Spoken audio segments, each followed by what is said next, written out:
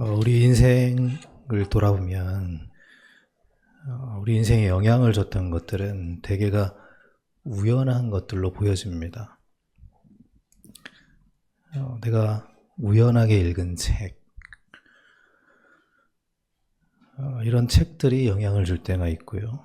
또 아이들이 학교에 가면 계획해서 선생님을 만나는 게 아니죠. 우연하게 만난 선생님. 우연히 만난 선생님에 의해서 영향을 받게 되고, 또 내가 반 아이들을 구성을 내가 계획해서 하는 게 아니죠. 우연하게 만난 친구들, 그런 친구들이 영향을 줍니다. 근데 이런 우연하게 보이는 어떤 그런 인생의 이런 것들이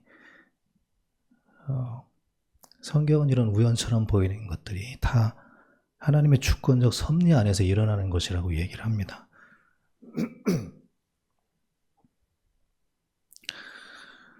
근데 우리가 이것을 하나님의 섭리로 받아들이려면 믿음이 필요한 거죠. 왜냐하면 그냥 볼 때는 이게 다 우연처럼 보이거든요. 때로는 우리에게 고난이 찾아오는데 이게 이해가 안 돼서 도대체 왜 이런 고난이 왔는지 이해가 안 되기 때문에 하나님을 떠나기도 하고, 또 어떤 성도는 반대로 이해는 안 되지만 하나님을 신뢰하기 때문에 더 신앙이 견고해지는 성도도 있습니다. 또 어떤 사람을 생각하면 이해가 안 돼서 그 사람을 원망하면서 시간을 보내기도 하고, 또 이해해 보려고 애를 써봐도 이해가 안 되는 그런 부분이 또 있습니다. 그러다 보면 상처가 더 깊어지기도 합니다.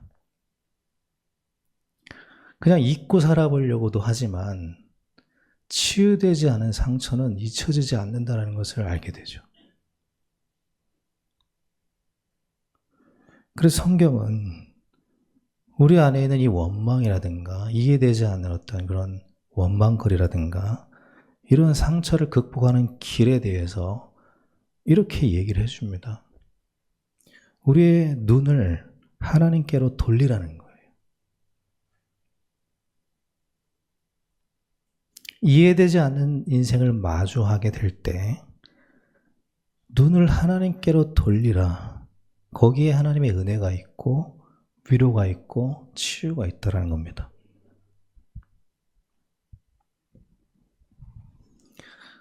성경은 인생이 짧다라고 얘기를 해줍니다.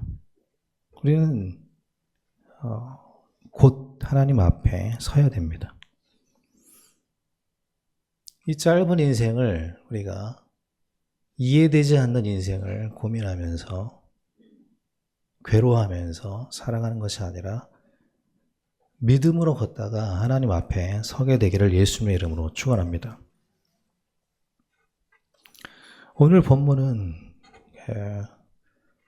메시아에 대한 얘기이지만 동시에 우리에 대한 이야기고 이사야의 경험에 대한 이야기이기도 합니다. 우리가 다 알지만 이사야가 마주하고 있는 삶이 그렇게 평탄하지가 않습니다. 그렇다고 그가 믿음이 없는 사람이 아니에요. 누구보다 믿음이 있는 사람인데 그렇게 평탄하지가 않습니다.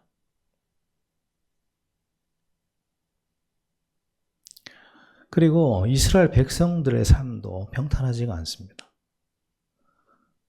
과거의 상처에 여전히 매여 있고 미래가 불안합니다. 그들을 향해서 이사야가 자기의 이야기를 해주는 겁니다. 이렇게 이야기를 합니다. 이사야는 아침마다 경험하는 세계가 있습니다.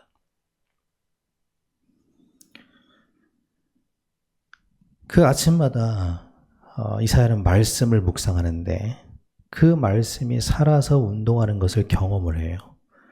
이렇게 말합니다. 4절에 보니까 주 여호와께서 학자들의 혀를 내게 주사 나로 곤고한 자를 말로 어떻게 도와줄 줄 알게 하시고 어떻게 말해야 될지를 알게 해주신다.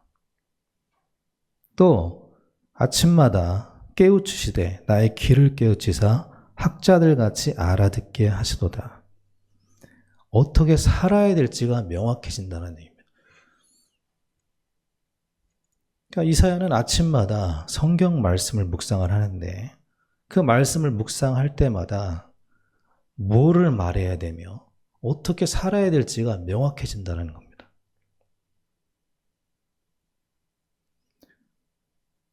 이사야의 삶은 절망스러운 일이 되게 많습니다.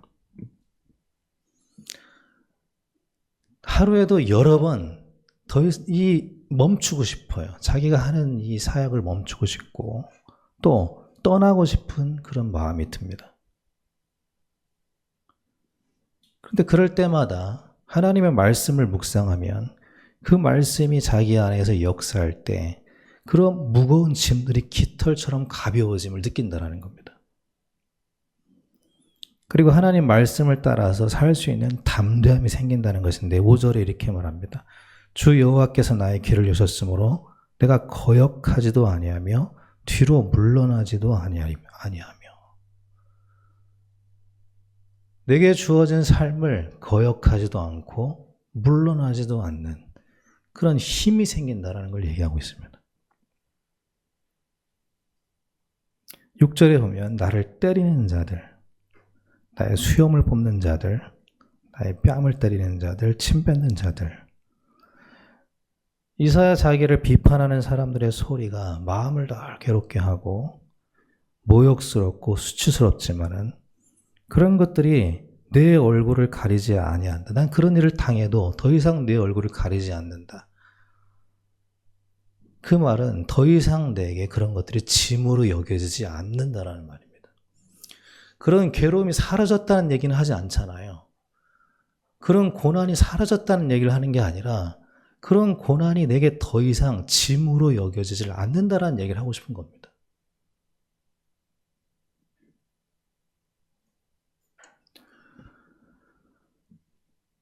어떤 사람들은 이것을 이사야가 자발적으로 고난을 받기로 다짐한 것이라고 그렇게 얘기를 하는데 그렇게 사실은 보이지가 않습니다. 이사야는 더 이상 인생의 고난이 무거운 짐으로 여겨지지 않는 힘이 생긴 거죠. 이걸 감당할 수 있는 힘이 생긴 겁니다. 그리고 그 힘의 근원이 하나님 말씀이라고 얘기를 해주는 거예요. 그러면 건강한 사람은 자기 몸의 무게를 느끼지 못합니다. 근데 건강을 잃은 사람은요, 자기 몸이 무겁다라는 걸 느껴요. 그래서 일어나는 것도 힘들어하고 걷는 것도 힘들어합니다. 인생도 이와 같은 거죠. 건강한 사람은 인생의 무게를 감당할 수가 있습니다. 그러나 건강을 잃은 사람은 인생의 무게에 짓눌리게 되는 겁니다. 인생에는 고난과 시련이라는 무거운 짐이 다 있게 마련이에요. 이사야도 마찬가지였습니다. 믿음이 있든 없든 다 마찬가지입니다. 사람들이 이사야를 헐뜯고 비판해요. 근데 그 원인이 사라지지 않습니다. 이사야가 믿음 있고 기도하면 고난이 사라지거나 자기를 어렵게 하는 그 고난의 원인이 사라져야 되는데 여전히 있어요. 그런데 이사야에게 달라진 건 한 가지입니다. 그 인생에 달라진 것은 더 이상 그 괴로움이 무겁게 느껴지지 않는다는 겁니다. 다시 말하면 인생의 짐을 감당할 수 있는 힘이 생겼다는 거거든요. 그러니까 이사야는 이것을 얘기하고 싶은 겁니다. 내게 힘이 생겼다는 거예요. 우리 부모님들은 자녀들이 고난이 없는 비현실적인 삶을 살아가길 원하는 그 잘못된 기도보다 고난이 없는 인생이라는 건 없습니다. 그건 비현실적인 인생이에요. 그런 소원을 품기보다 인생의 그 무게를 감당할 수 있는 힘이 있기를 기도하는 게 지혜로운 기도입니다. 그게 정상적인 부모잖아요. 중환자들 있잖아요. 중환자들. 중환자들은 균이 없는 무균실에 있습니다. 그래서 면회가 제한이 돼요. 몸이 너무 약하니까 균을 감당할 수 있는 힘이 없으니까 무균실에 넣는 겁니다. 우리 부모님들 중에 자녀들이 그런 무균실에서 지내기를 원하는 부모는 없죠.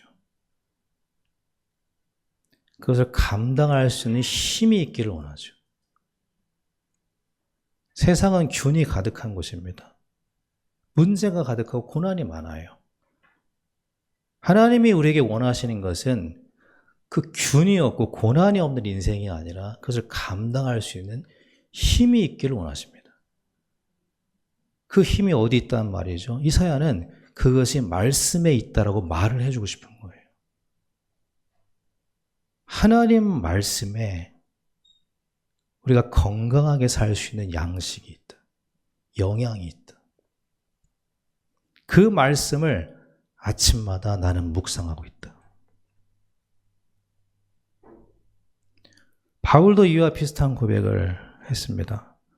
나는 비천에도 거할 수 있고 풍부에도 거할 수 있고 가난에도 거할 수 있고 부함에도 거할 수 있는 일체의 비결을 가지고 있다. 내게 능력 주시는 자 안에서 나는 모든 것을 할 수 있다. 이 말은 내가 어디에도 거할 수 있다. 이 말입니다. 그 바울의 그 말은 내가 감당할 수 있는 힘에 있다라는 그 외계예요. 같은 이야기입니다. 우리가 기억해야 됩니다. 고난이 없는 비현실적인 인생은 존재하지 않습니다. 어떤 세상을 마주하건 그것을 감당할 수 있는 힘이 있게 되기를 예수님의 이름으로 축원합니다. 이사야는 그 힘이 하나님 말씀에 있다고 이야기해 줍니다. 그래서 이사야는 아침에 일어나면 시작이잖아요. 아침은 하루를 시작하는 시간이잖아요. 그래서 아침의 개념은 시작의 시간을 의미합니다. 뭔가를 시작할 때 이사야는 말씀을 묵상함으로 시작한다는 거예요.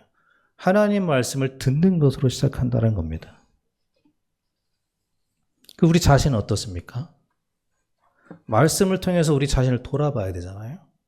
우리가 뭔가를 시작할 때 우리는 어떻게 시작합니까? 아마 무의식적으로 무심코 시작하거나 여러 가지 의견들을 종합해서 시작할 때가 많습니다. 하나님을 생각하지 않고 무심코 뭔가를 내가 시작하고 있어요. 하나님을 생각하지 않고 여러 가지 의견들을 종합해서 시작할 때가 많이 있습니다. 우리가 하나님만 생각하면서 살 수는 없습니다. 일도 해야 되고 공부도 해야 되고 누군가를 만나기도 해야 되고 생각할 것이 많아요. 그래서 하나님만 생각하며 산다는 건 불가능한 겁니다. 그러나 우리가 인생의 중요한 시작을 할 때에는 성경 말씀 통해서 하나님 말씀을 들어야 됩니다. 그게 성도죠. 말씀은 여러 의견들 중에 하나의 의견이 아니죠. 우리가 듣고 순종해야 되는 진리입니다. 그걸 믿는 게 성도고요. 여러분, 모든 사람의 말은 의견에 불과해요. 그러나 하나님 말씀은 의견이 아니라 우리가 듣고 순종해야 되는 진리라는 겁니다. 이것을 믿는 게 성도고요. 이 말은 우리가 하나님께만 집착해야 된다 이런 얘기가 아니라 하나님을 인정하는 마음의 중심인 거죠. 그게 성도의 삶을 거룩하게 구별하는 구별됨입니다. 매사에 하나님을 생각하자. 매사에 하나님을 인정하자. 이게 성도의 거룩한 구별됨 아니겠습니까?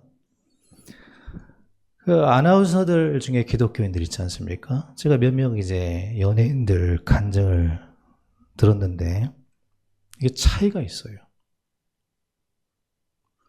근데 공통점이 있는데 뭐냐면 고난이 없는 인생은 단 한 명도 없습니다.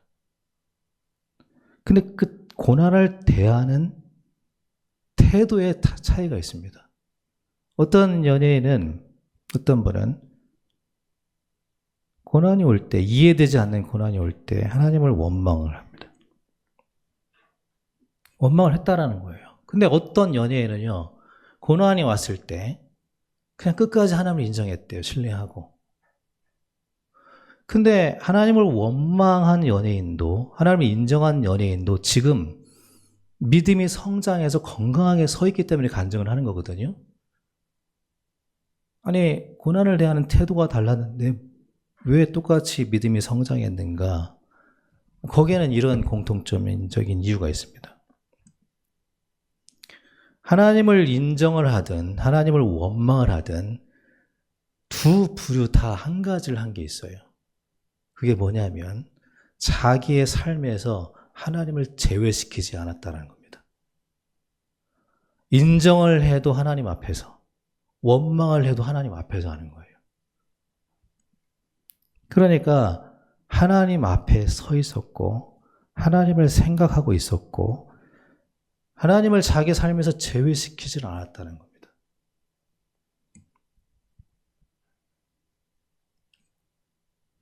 우리가 무엇을 하든 어느 상황에 있든 하나님을 제외시키지 않는다면 하나님께서 우리를 도와주실 줄 믿습니다.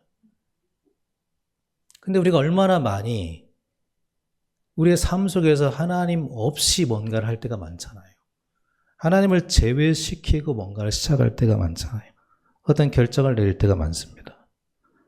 이스라엘 백성들이 그랬는데 이스라엘 백성들의 이야기는 우리의 거울입니다. 이스라엘 백성들은 중요한 순간에 하나님을 생각하지 않습니다. 하나님을 제외시키고 삶을 대했어요. 이것은 그들만의 이야기가 아니라 우리의 이야기일 수도 있습니다. 그런데 이사야는 이렇게 우리에게 얘기해 줍니다. 그런 이스라엘 백성들을 향해서 이렇게 얘기를 해줍니다. 나는 아침마다 시작의 시간에 하나님이 내게 무엇을 말씀하시는지 듣고 힘을 얻고 시작했다. 하나님 말씀을 들을 때 내 삶에 고난이 사라진 게 아니라 나는 그것을 감당할 수 있는 힘이 생겼다. 나는 거역하지도 않고 뒤로 물러서지도 않을 나에게는 힘이 생겼다. 그렇게 얘기를 해줍니다.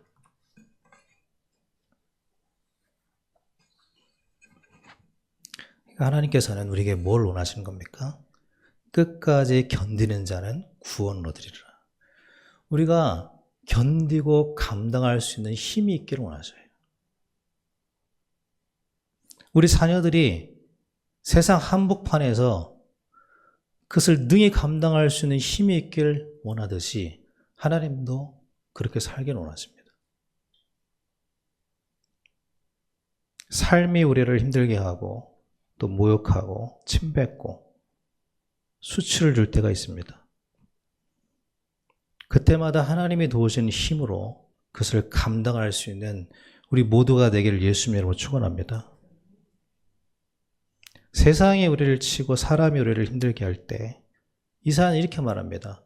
나는 그때마다 부스러지는 흙덩어리가 아니었고 나는 부싯돌처럼 단단한 얼굴로 세상을 마주했다. 7절 말씀에 보니까 그렇게 기록되어 있습니다. 주 여호와께서 나를 도우심으로 내가 부끄러워하지 아니하고 내 얼굴을 부싯돌같이 굳게 하였으므로 내가 수치를 당하지 아니할 줄 아노라. 무슨 말만 하면 부스러지는 흙덩어리가 아니라 내가 하나님 말씀을 들을 때 내 안에는 감당할 힘이 생겼다. 어떤 수치도 감당할 수 있는 힘이 생겼고 나는 부싯돌처럼 단단한 얼굴로 세상을 마주할 수 있는 힘이 있었다라고 얘기를 합니다. 그 힘의 근원이 하나님의 말씀으로부터 왔다라고 이사야는 우리에게 얘기를 해주고 있습니다. 우리가 하나님을 믿는 성도라면 모든 시작의 시간에 하나님을 생각하시기 바랍니다. 이게 굉장히 은혜인 것 같아요. 아침에 눈을 뜰 때 어떤 생각이 떠오르십니까?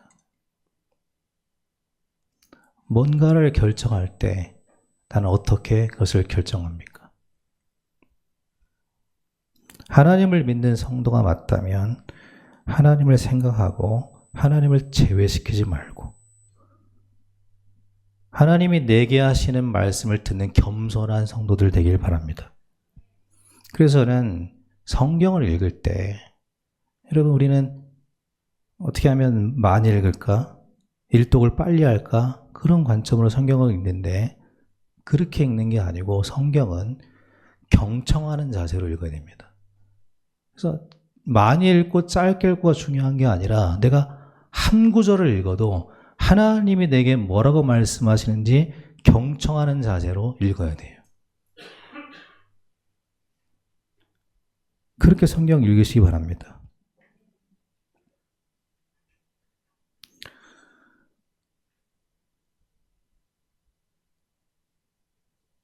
고난이 없는 비현실적인 인생은 없습니다. 그런데 하나님이 없는 세상도 없습니다. 8절에 보니까 이렇게 말합니다. 나를 의롭게 하시는 이가 가까이 계시니. 고난이 없는 세상도 없지만, 고난이 없는 현실도 없지만 하나님이 없는 세상도 없다. 하나님은 나와 항상 가까이 계신다. 그리고 세상을 향해 이렇게 외칩니다. 나를 대적할 자가 누구냐? 하나님이 나를 돕고 계시는데 나를 대적할 자가 누구냐? 있다면 내게 와봐라. 그 안에 담대함이 생기는 거죠. 하나님은 우리를 돕기 위해서 지금도 기다리고 계십니다. 그 하나님이 주시는 힘으로 다시 일어나길 되길 바랍니다. 지난번 노예 그 주제가 있었는데 그 노예 주제가 뭐냐면 다시 사랑으로예요. 근데 저는 그 다시라는 말이 너무나 좋더라고요. 다시 사랑으로. 우리는 하나님 말씀으로 다시 일어날 수 있습니다. 혹시 비어 있다면 하나님 안에서 다시 채우시는 하나님을 경험할 수 있습니다. 하나님은 가까이 계시고 우리를 도우시는 분이에요. 그러므로 우리의 시간이 남아있다면, 우리 인생이 짧지만 그 짧은 인생 중에도 남아있는 시간이 있다라면, 우리는 다 남아있잖아요. 시간이 남아있다라고 한다면 그 남은 인생이 최고의 가치 있는 시간이 되기를 기도하시기 바랍니다. 저는 이 기도가 마땅한 기도라고 생각합니다. 지나간 과거는 지나간 거예요. 미래는 오지 않았습니다. 우리의 남아있는 시간이 가장 가치 있도록 기도해야 됩니다. 가장 힘이 있도록 기도해야 됩니다. 이 기도는 마땅한 거예요. 하나님이 우리에게 주시고자 하는 하나님 나라의 축복입니다. 우리는 결국 하나님 앞에 가는 존재들이지만 죽음을 기다리는 자가 아니라 하나님 나라를 기다리는 자들이에요. 짧은 인생을 사는 동안 끝까지 견디는 자는 구원의 축복을 누리게 된다라고 말씀했습니다. 이 구원의 축복이 우리 남은 인생에 채워지게 되길 바랍니다. 채워지게 되길 바랍니다. 우리의 빈 곳에 하나님의 은혜가 가득가득 채워지게 되길 바랍니다. 우리 교회 안에 감사가 채워지고 은혜가 채워지고 우리 인생에 하나님이 주신 기쁨이 채워지게 되길 바랍니다. 하나님 말씀이 채워지고 성령의 충만함으로 가득 채워지게 되기를 예수님의 이름으로 축원합니다. 우리 남은 모든 성도님들의 인생이 예수 그리스도로 가득해지고 주의 사랑으로 가득해지고 하나님이 주시는 도움과 응답과 은혜로 충만해지게 되기를 예수님의 이름으로 축원합니다.